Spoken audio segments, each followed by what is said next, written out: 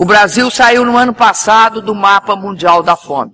Isso evidencia a eficácia de nossa política, chamada Fome Zero, que agora se transforma no Objetivo de Desenvolvimento Sustentável número 2.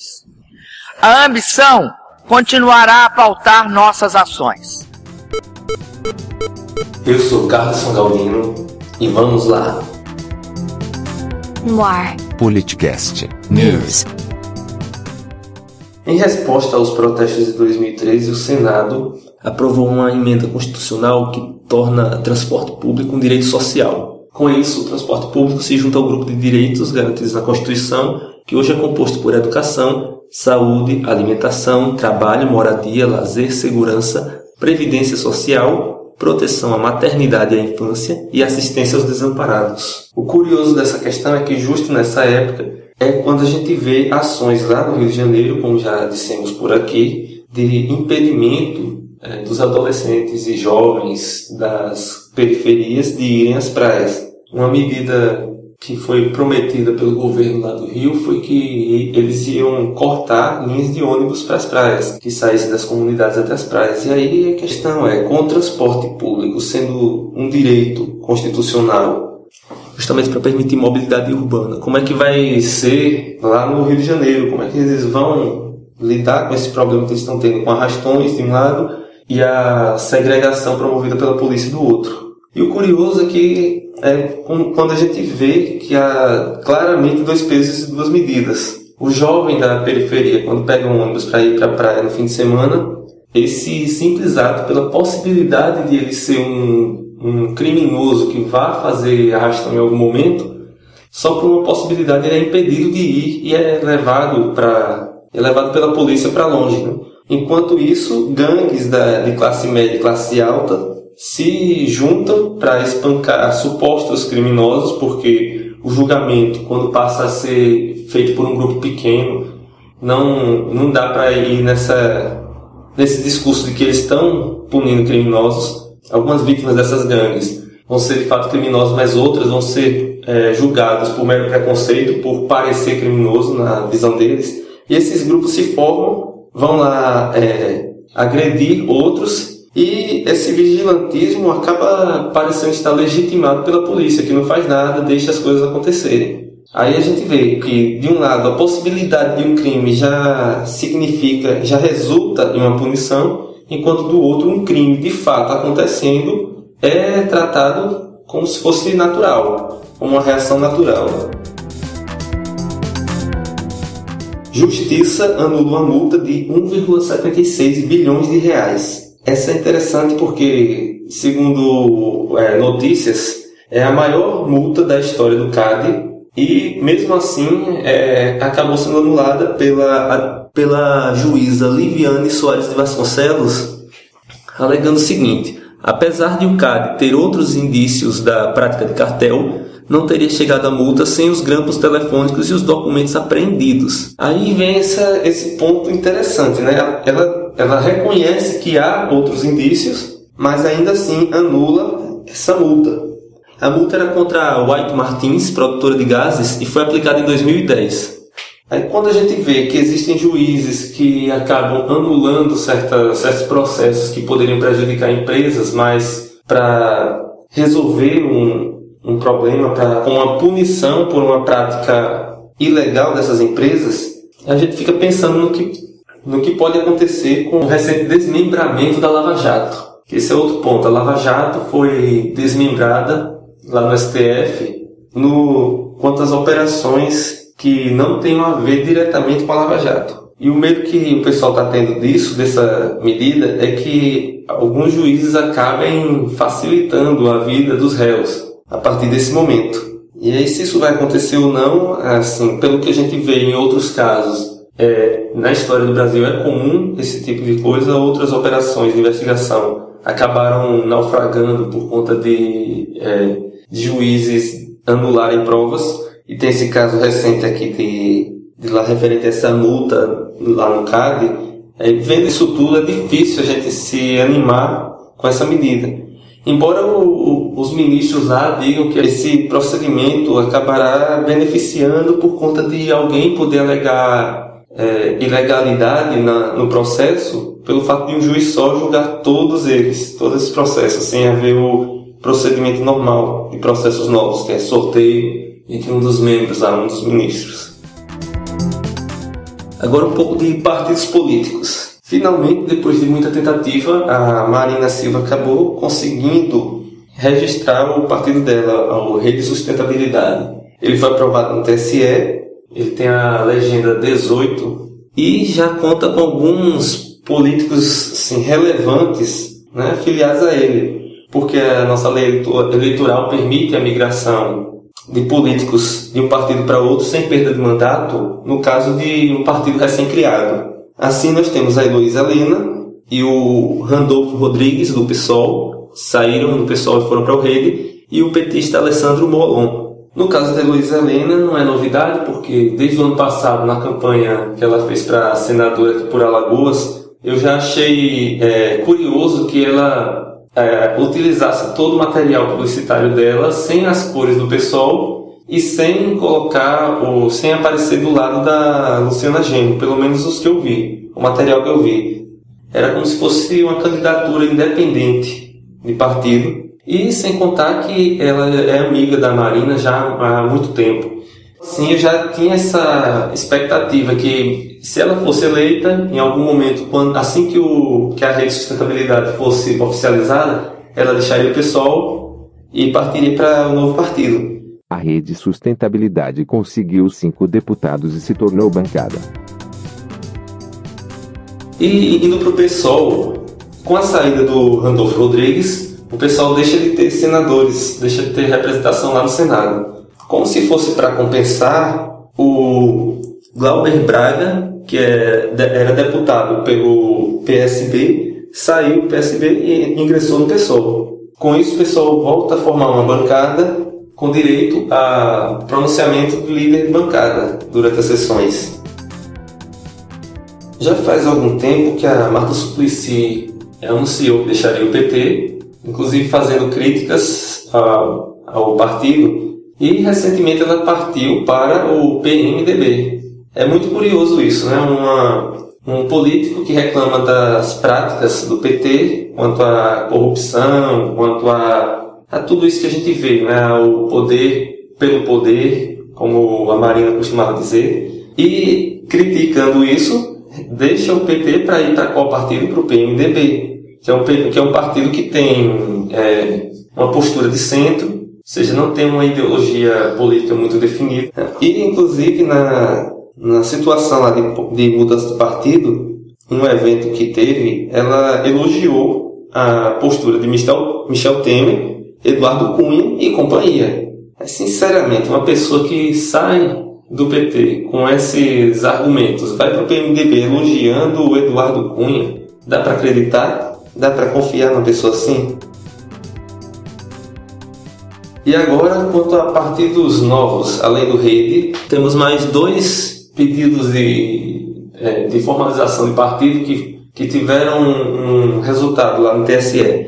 No caso, no Ministério Público, né, do Ministério Público Eleitoral. O Partido Liberal, PL, que é uma proposta do Kassab, de um novo partido de centro, ele teve um parecer que negou a sua formação, alegando, como sempre, assinaturas insuficientes, que foi o problema que a Rede Sustentabilidade enfrentou por alguns anos. Então, com isso, provavelmente o PL não vai conseguir se estabelecer para o ano que vem e vai dificultar um pouco a estratégia que parece ter sido, né, que era de substituição do PMDB como partido de centro de apoio ao governo. E a outra novidade é o Partido da Mulher Brasileira, que foi aprovado no último dia 29, e eu não sei muito a respeito dele, né? O interessante é que com isso a gente passa a ter 35 partidos políticos.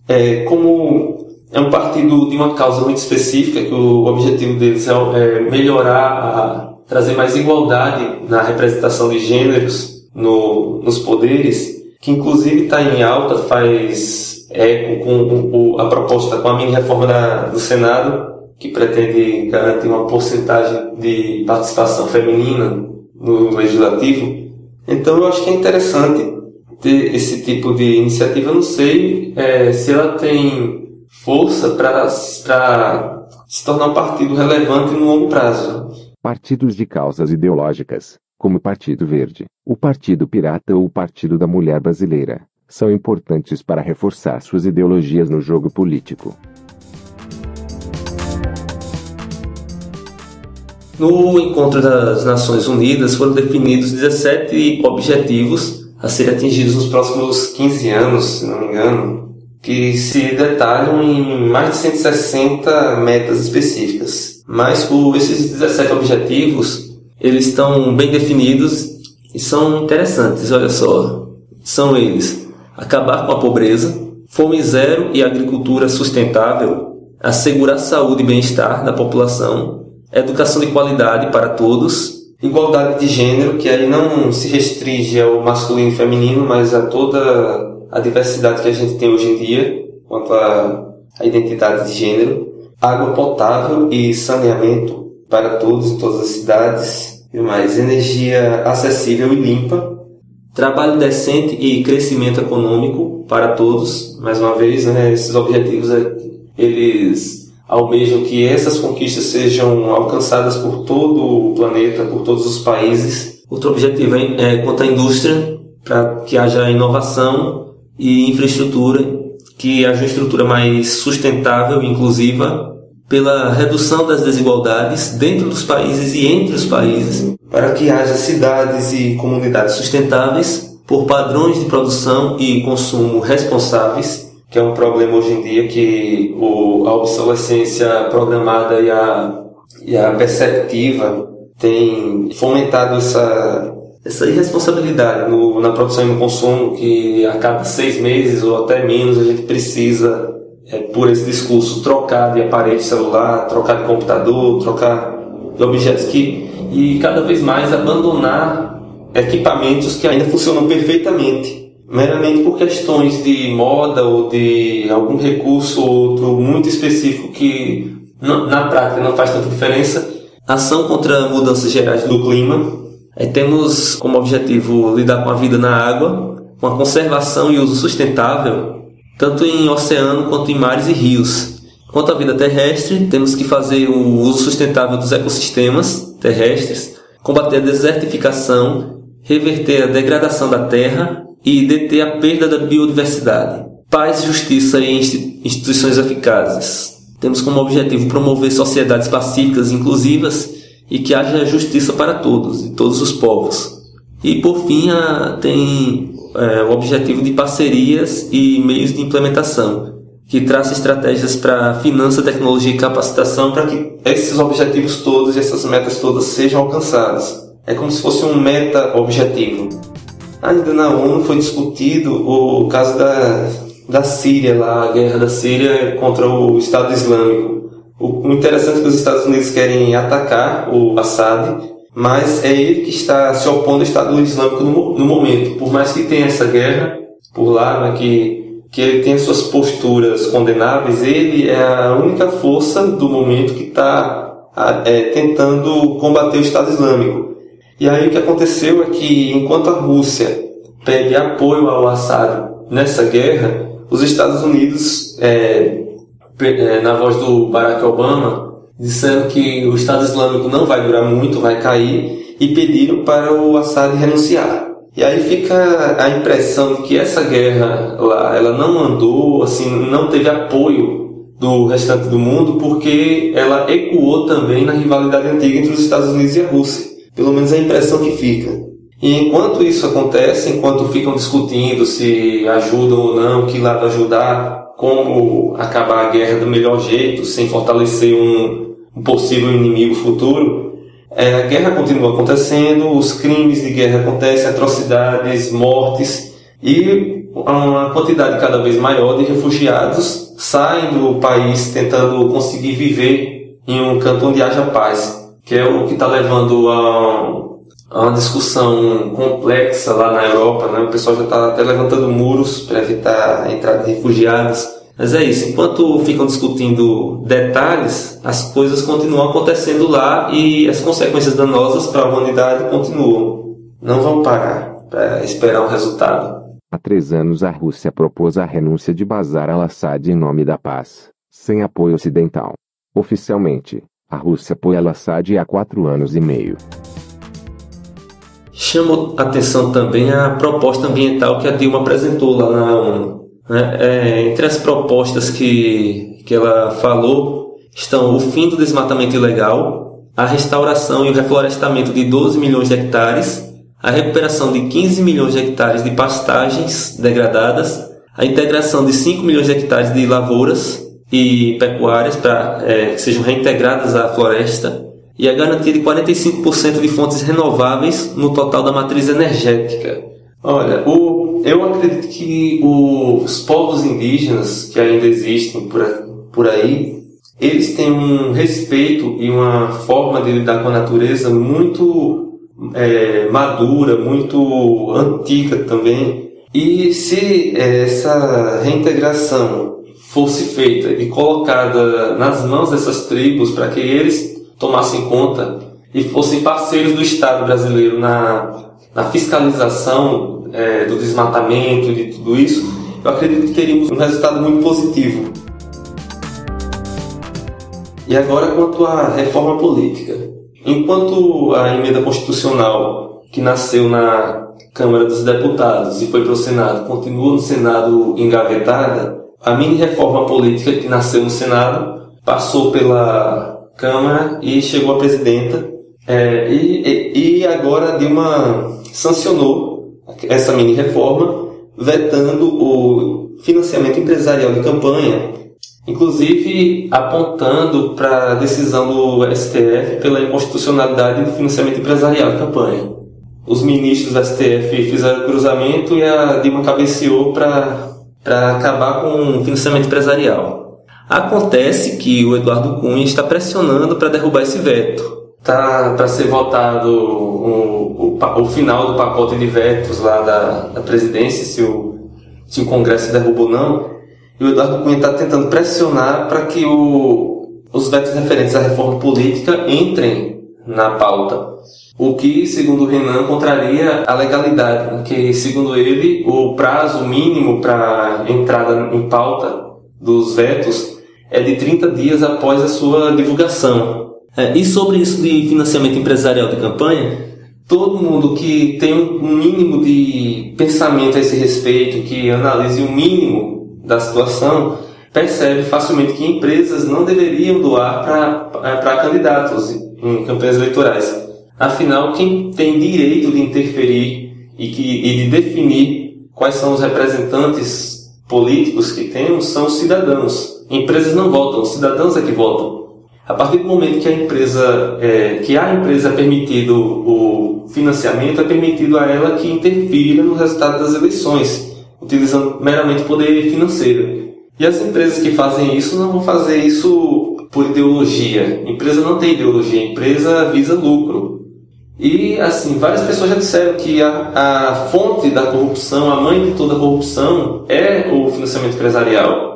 Não que seja a única causa, mas é um dos grandes responsáveis pela corrupção. Então, muito espanta vermos um partido falar tanto que em combate à corrupção e, hoje em dia, brigar ainda, mesmo com a causa derrotada no STF, ficar insistindo que seja aceito financiamento empresarial, que é o caso do PSDB. PSDB e democratas é que estavam mais fortes nessa briga, só que, segundo notícias, os democratas já aceitaram e deixaram a briga para lá. Quem continua insistindo que existe financiamento empresarial é o PSDB. E temos um ponto aqui importante, que ainda esta semana, que é a semana da gravação, provavelmente já vai ter sido concluído quando vocês estiverem ouvindo, mas aí o Alci 1 vai poder completar as informações. Mas o Senado ficou de votar essa semana ainda a PEC da reforma política. Então, essa questão do financiamento empresarial, embora tenhamos tido boas vitórias a favor do povo brasileiro e de uma representatividade mais justa e mais adequada, apesar dessa vitória, não está tudo concluído ainda. Ainda tem essa pressão pelo veto, que eu não sei como é que vai ficar, e tem a PEC, né, a emenda constitucional, que nasceu na Câmara, que o Senado está se comprometendo em votar ainda esta semana. Vamos aguardar os próximos capítulos. Bom, um projeto do governo restringe ganhos acima do teto. Para quem não sabe, o teto que é estabelecido para salários no serviço público é o salário salário de ministro do STF, que atualmente é de R$ 33,7 mil. Então, com essa mudança do governo, passam a ser considerados salário para efeito desses limites, entre outras coisas, os adicionais por tempo de serviço, abonos e gratificações de qualquer natureza, horas extra, aposentadorias e pensões, bolsas, adicional noturno, adicional de salubridade, periculosidade e algumas outras coisas mais. Tudo isso vai passar a ser contado junto com o salário para definir o salário a ser comparado com o limite, de modo que os servidores públicos não possam ganhar mais do que um ministro do STF.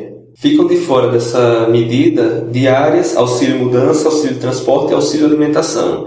Pelo menos 4 mil servidores serão afetados por essa lei, caso seja aprovada e concluída. Bom, o deputado federal Paulo Papa, do PSDB, aprontou uma aqui que realmente é incrível a cara de pau dele, né? Ele foi responsável pela indicação do prêmio em gestão hídrica e quem vai receber esse prêmio é Geraldo Alckmin, pela sua boa gestão na Sabesp. Isso é uma piada pronta, né? A gente está vendo os problemas que a presidente está enfrentando por conta de supostamente ter escondido algumas informações sobre a economia do Brasil na época da eleição. Imagine se ela fosse receber um prêmio de boa gestão pública. É o que está acontecendo agora com o Alckmin, né? Esse caso lá da Sabesp e da crise hídrica, há muito tempo tem indícios de que ele sabia dessa crise hídrica que estava prestes a acontecer e não tomou nenhuma medida preventiva. E agora ele vai receber um prêmio por boa gestão hídrica. Parabéns para esse pessoal. Ainda esta semana, Eduardo Cunha promete começar a despachar os pedidos de impeachment. Então o Alcinho vai poder passar mais informações a esse respeito. Com a reforma ministerial, o PMDB prometeu mais apoio ao Planalto, enquanto Eduardo Cunha enfraqueceu um pouco politicamente devido a revelações do Ministério Público Suíço. Descartou 3 pedidos de impeachment, mas restam os outros 10. Vocês se lembram de um advogado que ameaçou decapitar Dilma? Pois é, ele foi indiciado pelo STF. O advogado Matheus Sattler Garcia está sendo indiciado por crime de incitação, previsto no artigo 268 do Código Penal. A pena prevista nesses casos vai de 3 meses a 6 meses de prisão mais multa. É uma medida muito importante que deveria acontecer com mais frequência, porque a liberdade de expressão não justifica para deixar impunes crimes que estão previstos, né? Crimes de injúria, crimes de agressão, no caso de incitação. Né? Todo mundo tem direito de discordar, de debater, agora é preciso que haja civilidade. Eu espero que a turma do ódio, os torcedores do Despolítica Futebol Clube, baixem um pouco a bola e tentem encarar a coisa com mais seriedade, não desse jeito aí de distribuir ofensas gratuitas e ódio puro e simples. Relator rejeita a terceirização do Senado. Com isso, espera-se que, sendo votado lá, haja uma rejeição do próprio Senado e é aquilo que a gente já falou sobre terceirização, né? É uma questão importante que deve ser regulamentada, mas a proposta que foi criada lá na Câmara não vem para proteger os terceirizados atuais, vem para pôr em risco os empregos dos que não estão terceirizados hoje. E eu espero que o Senado continue mantendo essa postura menos danosa à sociedade do que a Câmara, né, pelos próximos meses, que vai ser o período crítico, tanto para essa questão da terceirização, quanto para a questão de impeachment, de financiamento empresarial. No caso em particular de impeachment, só repetindo o que eu venho dizendo aqui, a questão tem que haver algum crime, alguma coisa que seja julgada e condenada para poder justificar o impeachment. Impeachment não é recall político. Ele não serve como uma ferramenta para tirar um governante por conta de ele ter gerido mal ou do que está sendo chamado de estelionato eleitoral. Deveria ter leis desse tipo, seria bom, né? Leis que permitissem um combate maior ao estelionato eleitoral. Mas hoje em dia isso não é crime e impeachment não pode ser utilizado como uma ferramenta para essa situação. Enfim, é isso. Agradeço por estarem ouvindo, por acompanharem o Politicast, encerrando mais uma edição do Politicast News. Qualquer coisa vocês podem visitar lá politicast.info, podem comentar o episódio e outros episódios por lá, podem entrar em contato também através do contato@politicast.info. E é isso aí, política faz parte da vida e até a próxima.